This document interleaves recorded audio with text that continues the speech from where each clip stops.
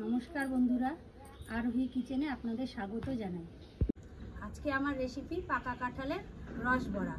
কাঁঠালের বড়া করার জন্য কাঁঠালের বীজ ছাড়িয়ে নিয়েছি, আটা নিয়েছি, চিনি নিয়েছি, সুজি নিয়েছি, সামান্য লবণ দিয়ে দিব।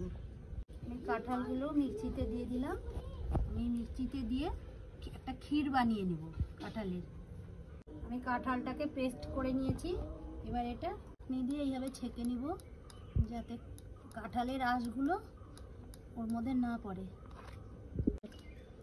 আমার অল্প একটু আঁশ বেরিয়েছে, এইটুকু আঁশ। প্রথমে গমের আটাটা নিয়ে নিব।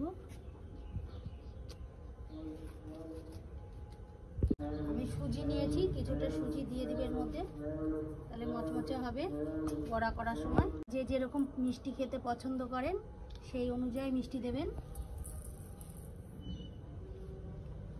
পরে কাঁঠালের ক্ষীরটাকে আমি দিয়ে দেব।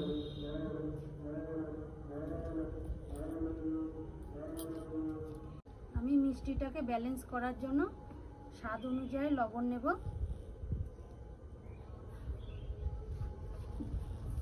এবার আমি ভালো করে মেখে নেব যাতে চিনিটাও গলে যায়। আপনারা ঠিক এরকম করে মেখে নেবেন, একবারে যাতে নরম না হয়ে যায়, এরকম করে মেখে নেবেন ডোটাকে। চিনিটা একটু দানা দানা হয়ে আছে, তার জন্য কিছুক্ষণ একটু ঢাকা দিয়ে রাখবো। আমার উনুন ধরানো হয়ে গেছে।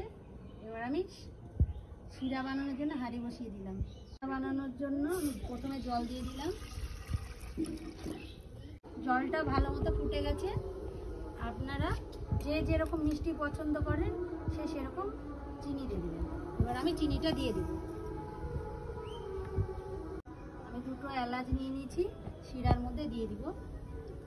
আমি শিরাটা এরকম পাতলা করে নিয়েছি, না হলে বড়াটা ভিজবে না। আর এরকম পাতলা পাতলা করে দিবেন, খুব গাঢ় করবেন না। আমি বড়া ভাজার জন্য কড়াইটাকে বসিয়ে নিয়েছি। সাদা তেল নিয়ে নিয়েছি, সাদা তেল দিয়ে দিব।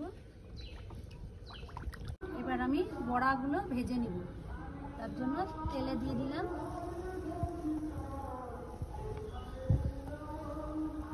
এইভাবে আপনারা দেবেন।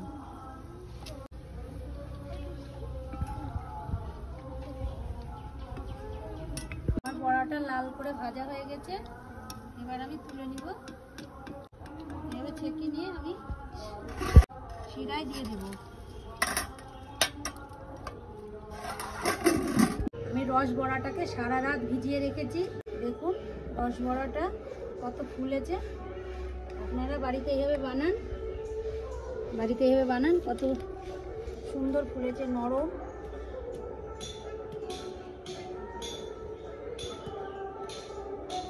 একবারে নরম, খেতেও খুব ভালো হয়েছে। আপনারা বাড়ির খান। লাইক, কমেন্ট ও শেয়ার করুন।